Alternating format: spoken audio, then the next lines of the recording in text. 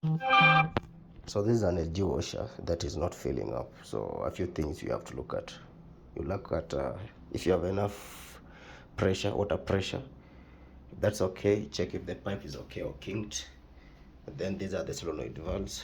These are DC. And then something else.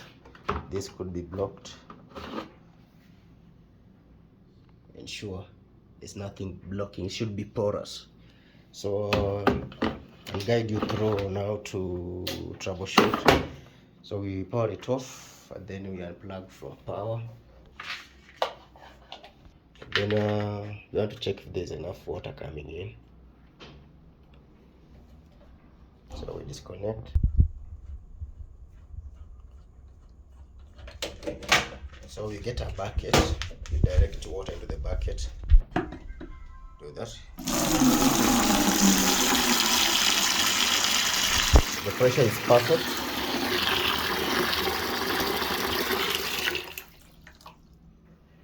And then we check the filter. So we get a pliers or a long nose preferably.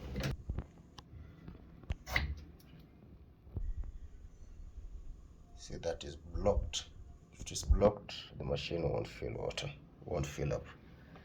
There are two, so don't ignore the other one. So we remove the second filter. So people remove the first one, they forget this.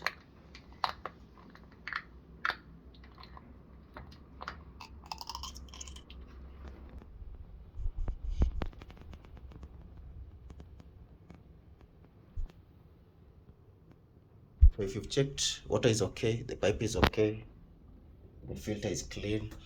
Now you have to get a multimeter. This you need a technician.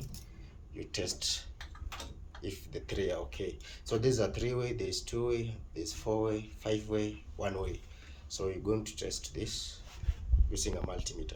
So we're going to test this. We're just going to test continuity.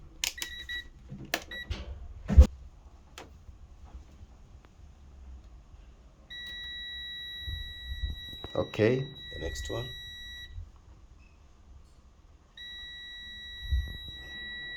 Okay. Perfect. If the valves are okay, all that is okay, the machine is filling up, but you're getting an IE error code, then this could be faulty. This is the pressure switch sensor. This regulates the amount of water in the drum. So if this is faulty, you'll get a PE error code or an IE error code if this pipe is loose. See this pipe here? If the pipe is loose, you'll get an IE error code. But if this one is dead, you'll get a PE error code. That is for LG. Samsung will give you a 4C error code. So it depends. Other machines will give you IE, E17, something like that. So this is the pressure switch sensor. So if this pipe is loose, you'll get an IE error code. So ensure this is tight.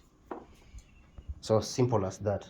If you've checked all the things, water is okay, valves are okay, sensor is okay, and all that, then you'll be forced to replace the motherboard.